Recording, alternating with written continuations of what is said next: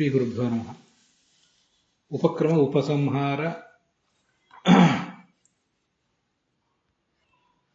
ತದೈಕ್ಯ ರೂಪ್ಯ ಅಭ್ಯಾಸ ಅಪೂರ್ವತಃ ಫಲ ಅರ್ಥವಾದಾಶ್ಚ ಉಪಪತ್ತಿ ವಿಶೇಷಾಃ ತಯೇವ ಸೋಪಪತ್ತಯಃ ಲಿಂಗಾನಿ ಅಂತ ಇದು ಪ್ರಮಾಣ ಲಕ್ಷಣದ ಮೂಲ.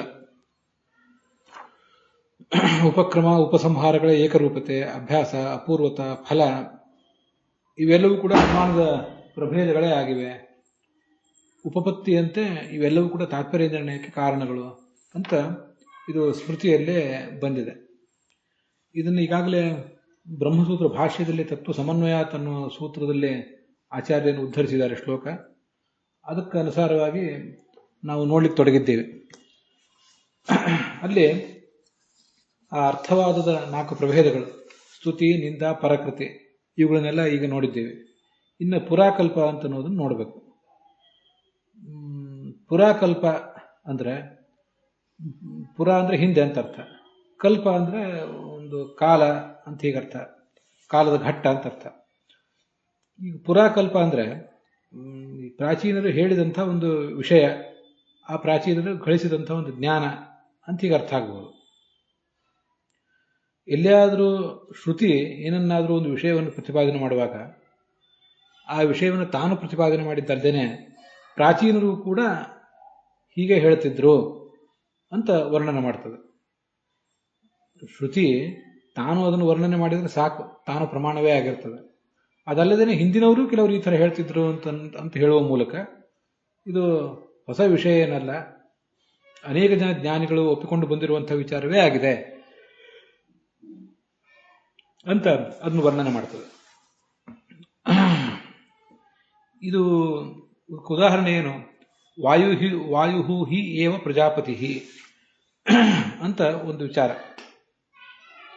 ವಾಯುರ್ಹೇವ ಪ್ರಜಾಪತಿ ಅಂತ ಹೀಗೆ ಈ ಮಾತಿನ ಮೂಲಕ ವಾಯು ಮತ್ತು ಪ್ರಜಾಪತಿ ಇವರಿಬ್ಬರು ಕೂಡ ಒಬ್ಬರೇ ಅಂತ ಹೇಳ್ತಿದ್ದಾರೆ.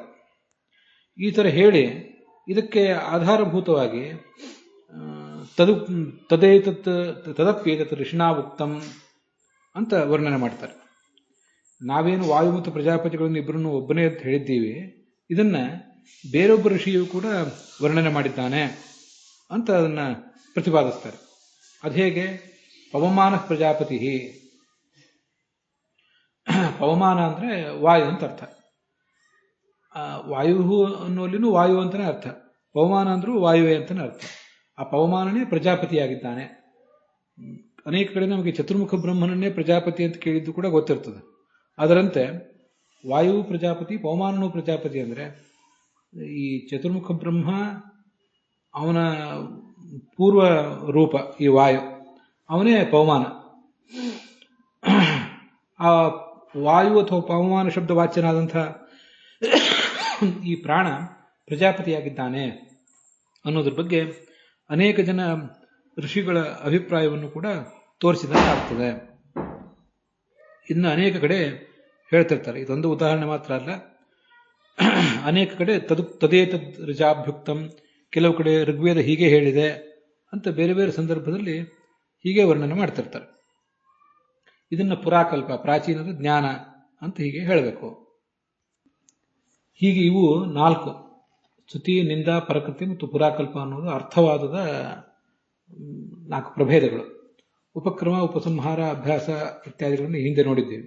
ಇವು ಎಲ್ಲವೂ ಕೂಡ ಅನುಮಾನದ ಪ್ರಭೇದಗಳು ಅಂತ ವರ್ಣನೆ ಮಾಡಿದ್ದಾರೆ.